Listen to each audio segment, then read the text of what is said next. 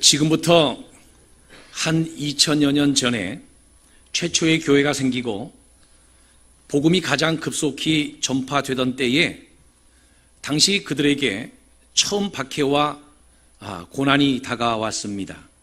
가장 강력한 공권력에 의한 협박과 위협을 당한 것입니다. 내용인즉슨 예수 이름으로 아무것도 가르치지 말고 예수 이름으로는 그 어떤 것도 전파하지 말며 예수 이름으로는 아무것도 하지 말라는 것이었습니다.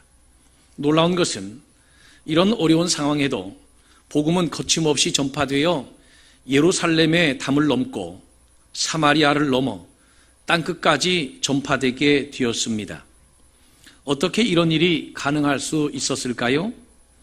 그 의문에 대해서 오늘 본문은 이렇게 해답을 주고 있습니다. 그들의 기도라고 말이죠. 당시 박해와 협박을 당하던 그들이 기도로 힘을 얻어서 전진했기 때문이라고 대답하고 있습니다. 그렇습니다. 우리는 이 세상을 살면서 때로 내가 잘못해서 어려움을 당하기도 합니다. 또 내가 잘못한 것이 없음에도 불구하고 억울하게 어려움을 당하기도 합니다. 심지어 나는 착하고 선한 일을 한다고 열심을 다해서 선한 일을 했는데 그 선한 일이 나에게 어려움과 고난으로 다가올 때도 있습니다. 당시 베드로와 요한 그리고 그의 동료들 그리고 초대교회 교인들은 정말로 선한 일을 하였습니다. 예수 이름으로 병을 고쳐주고 태어나서 한 번도 걸어보지 못한 자를 고쳐주었으니 얼마나 선한 일입니까? 그리고 하나님의 나라의 복음을 전해 주었습니다. 그런데 그들에게 어려움이 찾아온 겁니다. 그들은 결코 사상가들이 아닙니다. 분명 그들도 그 이유가 궁금했을 수 있고 좌절하거나 낙심할 수 있었을 것입니다. 그러나 당시 베드로와 요한 그들의 동료와 초대교회 교인들은 그 상황에 대해서 왜 하필 우리에게 이런 어려움이 옵니까? 라고 묻지 않았습니다. 좌절하지도 않았고 낙심하지도 않았으며 그것 때문에 흩어지지도 않았습니다. 사도들이 와서 그들에게 보고하기를 우리에게 예수 이름으로는 아무것도 가르치지 말고 아무것도 말하지 말라고 하더라 라고 보고하였습니다. 그 이야기를 듣고 토론하거나 고민하거나 회의를 개최하지 않았습니다. 오히려 그들은 무릎을 꿇고 하나님께 기도했습니다. 억울함을 호소하지 않았습니다. 오히려 가장 절박하게 하나님께 기도했습니다. 하나님을 향하여 부르짖고 간구하고 기도한 것입니다. 녹두리를 늘어놓은 것이 아닙니다. 하나님께 간절히 구하고 기도했습니다. 어떻게 이것이 가능했을까요? 그런 억울하고 힘든 상황에서 어떻게 그들은 기도할 수 있었을까요? 그 기도의 내용을 보면 그 위협과 어려움에서 벗어나게 해달라고 기도한 것도 아닙니다. 오히려 그들이 기도하기를 담대히 하나님의 말씀을 전하게 하여 달라고 기도했고 그 기도의 응답으로서 받은 것이 31절 말씀. 빌기를 다음에 모인 곳이 진동하더니 무리가 다 성령에 충만하여 담대히 하나님의 말씀을 전하니라. 결국 그들이 받은 응답 역시 담대히 하나님의 말씀을 전하는 것이었습니다. 예수 이름으로 행한 것 때문에 그렇게 협박을 받았고 위협을 당했는데도 불구하고 그들은 여전히 손을 내밀어 병을 낫게 하시었고 표적과 기사가 거룩한 종 예수의 이름으로 이루어지게 하옵소서라고 기도한 것입니다. 어떻게 그들은 이런 기도가 가능했을까라는 것입니다. 그 첫 번째 이유는 무엇이냐면 그들은 하나님의 전능하심을 믿었습니다. 우리도 하나님의 전능하심을 인정하고 있습니다. 오늘도 우리가 신앙 고백을 하면서 신앙 고백의 첫 모두에서 어떻게 고백했습니까? 전능하사 천지를 만드신 하나님 아버지를 내가 믿사오며 올마이티 하나님은 힘이 있으신 하나님이고 그 힘을 우리가 믿는다. 그 힘 있음을 우리가 믿는다 라고 하는 고백 아니겠습니까? 그런데 사실 우리도 이렇게 하나님의 전능하심을 알고는 있지만 실제로 우리의 삶에서 믿고 받아들이고 있는지에 대해서는 다시 한번 생각해 볼 필요가 있다라고 생각이 됩니다. 당시 베드로와 요한 그리고 그의 동료들은 분명 하나님의 전능하심을 알고만 있었던 것이 아니라 확고하게 믿었습니다. 어떻게 할 수 있는가? 그들이 기도하기를 이렇게 기도했습니다. 그들이 듣고 한 마음으로 하나님께 소리 높여 이르되 대주제시여 천지와 바다와 그 가운데 만물을 지으신 이시여 라고 기도하였습니다. 하나님을 어떻게 불렀어요? 대주제시여 이렇게 불렀습니다. 대주제라고 하는 말은 데스포데스라고 하는 헬라어 원어를 사용하는데 이것은 세상을 통치하는 가장 큰 통치자, 절대 통치자, 절대 소유자라고 하는 뜻입니다. 여러분 초대교회 당시에 모든 사람들은 모든 나라의 소유, 모든 나라의 절대 통치권자를 누구라고 생각했겠습니까? 아마 로마의 황제라고 생각했을 것입니다. 그리고 그 권력에 결탁한 유대 종교 지도자들이라고 생각했을 것입니다. 온 세상이 그들에 의해서 다스려지는 것처럼 보였기 때문이었습니다. 정말 그들은 무소불위의 절대 권력을 행사하고 있었던 것이 사실입니다. 그러나 사도들과 초대교회 교인들도 그렇게 생각했을까요? 아닙니다. 그들은 로마 황제가 절대권자라고 인정하지 않았습니다. 이 세상을 실제로 소유하고 통치하시는 대주제는 바로 여호와 하나님이라고 믿었습니다. 할렐루야! 베드로와 요한이 날아다니는 새도 떨어뜨릴 수 있다라고 하는 그 사내들인 공회원들의 위협 앞에서도 추워도 떨지 않고 당시에 최고의 공권력 앞에서도 담대할 수 있었던 비결이 무엇인가? 그것은 하나님이 주권자시요 통치자시요 하나님께서만이 대주제자라고 하는 사실을 그들이 믿고 받아들였기 때문입니다. 그 하나님이 창조주의 하나님이라는 겁니다. 그래서 어떤 분은 그래요. 신앙생활의 출발점은 창세기 1장 1절이 믿어지는 것으로부터 시작이 된다. 창세기 1장 1절이 무엇입니까? 태초에 하나님이 천지를 창조하시니라. 아직도 창세기 1장 1절의 말씀이 믿어지지 않는 사람들, 그것에 대해서 아직도 의문이 있고 질문이 있다라고 하면 그것은 여전히 진리를 찾고 있는 구도자지 믿음의 사람이 아니라는 것이지요. 여러분, 우리가 하나님이 창조자이심을 믿을 때에 우리가 피조물임을 인정할 수 있는 것이고 하나님의 절대 창조를 믿을 때만이 그 하나님의 말씀에 절대 순종하는 그 삶의 양식을 우리가 받아들일 수 있는 것 아니겠습니까? 하나님이 우리의 창조자이시고 우리가 그의 피조물이라고 하는 것을 인정할 때 우리는 청지기로서 살아갈 수 있는 거예요. 왜 우리가 하나님의 자녀로 이 땅에 살아가면서도 세상의 염려와 두려움으로부터 자유로워질 수 없는 것일까요? 그것은 하나님을 실제로 신뢰하고 믿지 못하기 때문에 그럴 수 있는 것입니다. 그 하나님께서는 본문 25절에 보니까 다윗의 입을 통해서 이미 주전 1000년경에 예수께서 헤롯과 로마의 빌라도와 협작해서 예수를 십자가에 못 박을 것에 대해서 예언하셨다라고 오늘 본문은 밝히고 있습니다. 이미 하나님께서 다 예언하신 대로 이루어진 것이라는 거예요. 25절에서 28절 사이 보면 중요한 단어들이 나옵니다. 지으셨다, 말씀하셨다, 정하셨다는 겁니다. 하나님께서는 천지를 지으셨습니다. 다윗의 입을 통해서 말씀하셨습니다. 그리고 헤롯과 빌라도를 통해서 이루어질 모든 구속의 역사들을 이미 하나님이 정하셨다는 거예요. 그러므로 하나님이 천지의 대주제이실 뿐만 아니라 그 하나님이 천지를 창조하신 창조주이시고 그 하나님이 다 섭리하시고 계획하시고 계시하시는 하나님이시라고 하는 사실을 그들이 알았기에 그들은 하나님을 찾을 수밖에 없었고요, 하나님을 향해서 외칠 수밖에 없는 거예요. 여러분, 인간은 원래 연약한 존재입니다. 인간이 똑똑한 척을 해도요, 사실 인간이 연약해요. 인간이 창조물들 중에서는 만물의 영장일지 모르지만 그러나 하나님 앞에 참 연약한 인간입니다.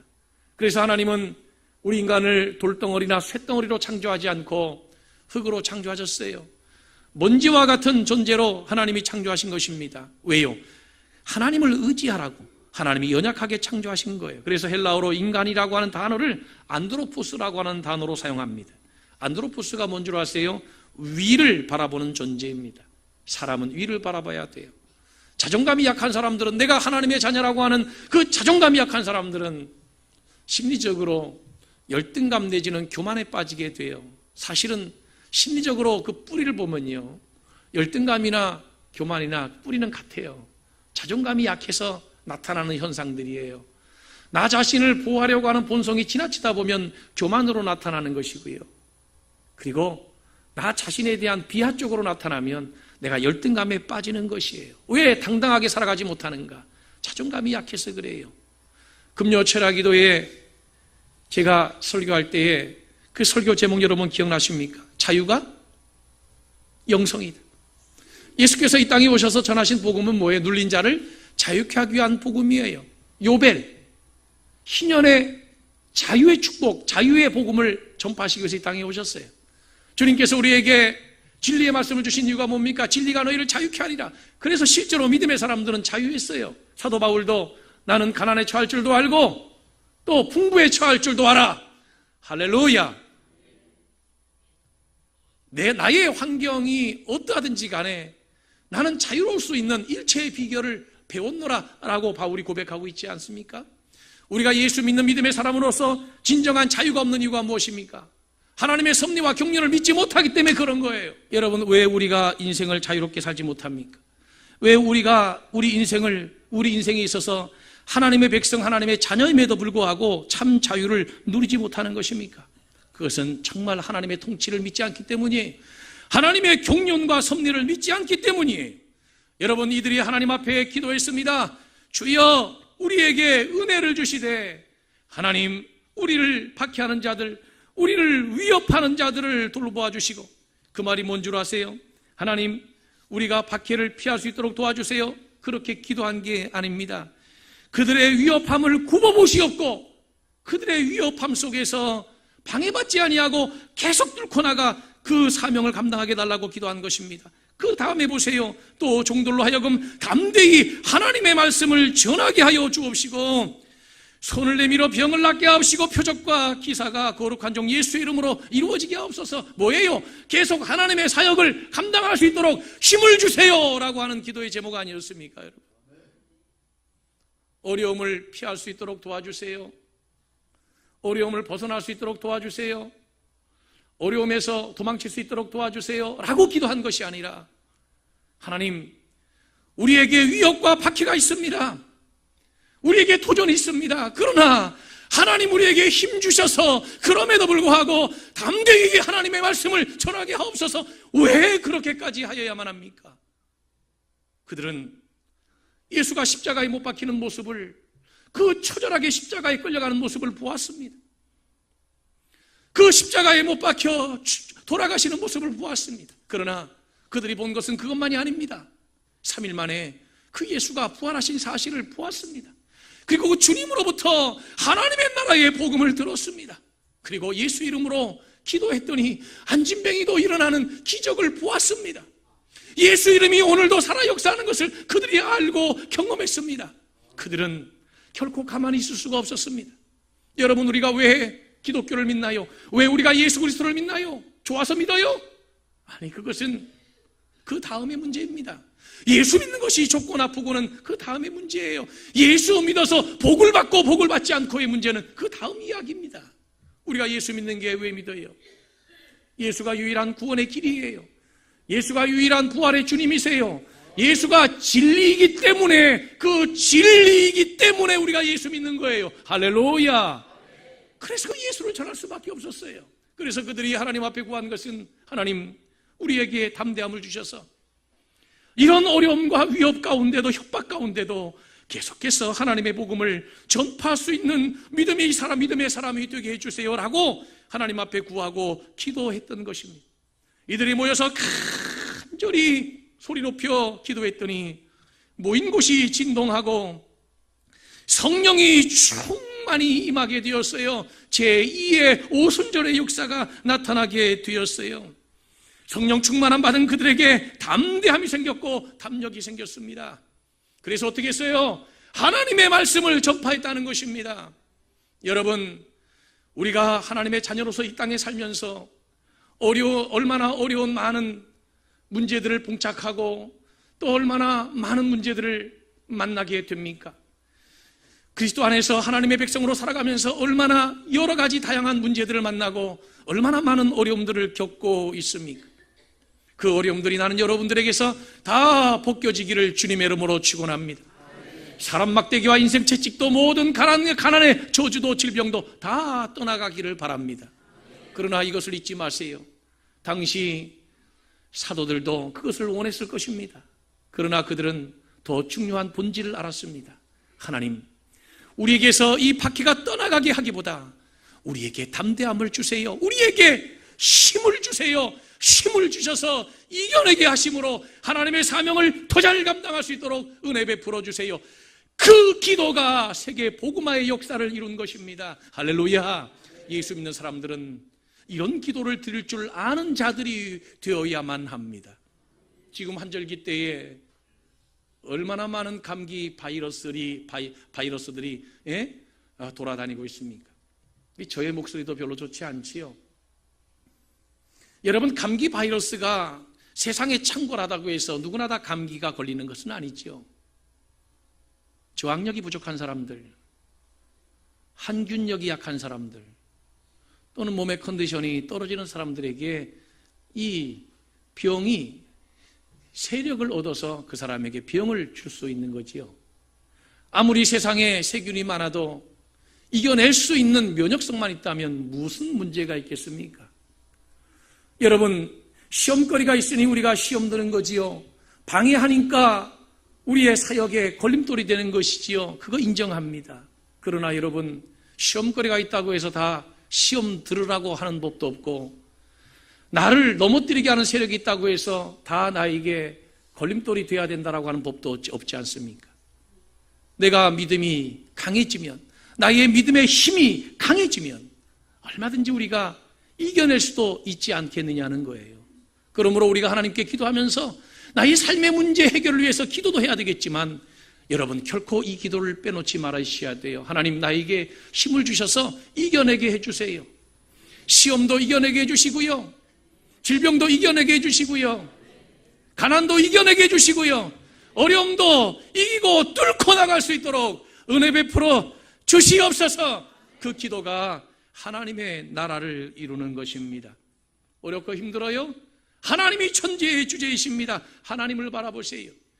괴로울 때 주님의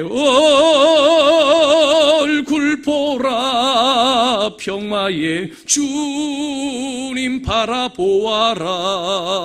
세상에서 시달린 친구들아, 위로의 주님 바라보아라. 눈을 들어 주를 보라. 내 모든 염려 주께 맡겨라. 슬플 때에 주님의 얼굴 보라. 위로의 주님 안식 주리라.